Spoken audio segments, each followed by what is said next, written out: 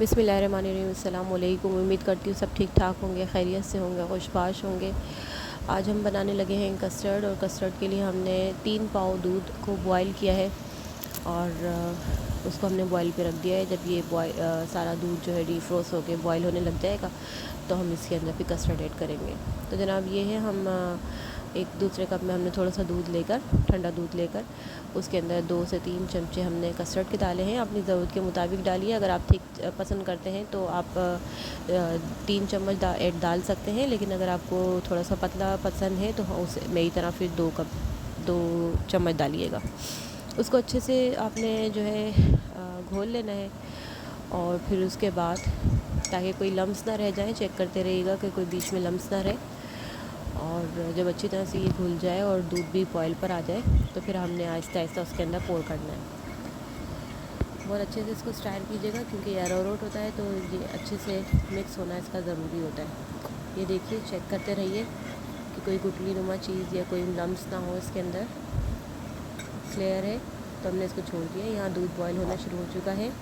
अब हम आहिस्ता आहिस्ता चम्मच हिलाते हुए इसको मिक्स करेंगे। एक साथ मत मिलाइएगा, थोड़ा थोड़ा करके ऐड करते जाएं और मिक्स करते जाएं। देखिए कि आपको मज़ीद क्वांटिटी की ज़रूरत है तो फिर आप इसके अंदर मज़ीद ऐड करें, क्योंकि ये पकने के बाद पकते टाइम तो आपको थोड़ा सा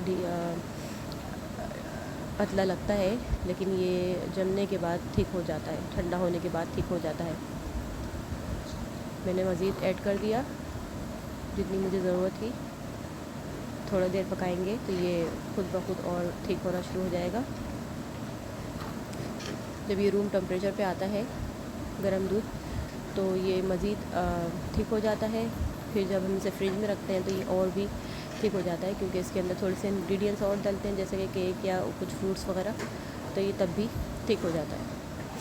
इसको हमने अच्छे से मिला लिया है, पका रहे हैं हम धीमी आंच पर हम, और मुसलसल चम्मच हिलाते हुए पका रहे हैं ताकि अंदर गुठली सी ना बने, कोई लम्स ना बने। ठीक है,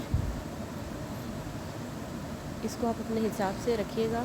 अगर आपने ज़्यादा थिक खाना है तो आप इसे थोड़ा और देर और पकाइए। मेरी फैमिली से थोड़ा सा पतला पसंद करती है तो मैं इसे इतना ही रखी हूँ। ये केक के मैंने 2 पीस लिए हैं, इसे हम कट कर लेंगे।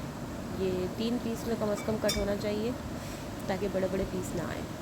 देखिए, मैंने 3 से 4 पीस में इसको कट किया है, मज़ीद छोटे किए हैं। और इसके अंदर अब हम आहिस्ता आहिस्ता रूम टेम्परेचर पे आने के बाद हम इस कस्टर्ड के को जो है हम इसके अंदर डालेंगे। ये भी आपको ऊपर तैरते हुए नज़र आ रहे हैं केक, कस्टर्ड के साथ ये भी ऊपर आ चुके हैं। लेकिन जैसे जैसे ये कस्टर्ड को लिक्विड को पीते रहेंगे, एब्जॉर्ब करते रहेंगे, तो ये उस थोड़े से नीचे बैठ जाएंगे पेंदे में, ये ऊपर ऐसे नहीं आएंगे। कस्टर्ड अच्छी तरह से ठंडा हो चुका था, रूम टेम्परेचर पे आ चुका था। हमने भी इसे बाहर ही रखा है। रूम टेम्परेचर पे आने के बाद, ठंडा होने के बाद, हमने इसके अंदर बनाना कट्स करके मिलाए थे। आप चाहे तो कोई और फ्रूट मिला लीजिए। और मैंने सिर्फ लाइट सा बनाया था, तो मैंने 3 से 4 बनाना कट करके इसके अंदर मिला लिए।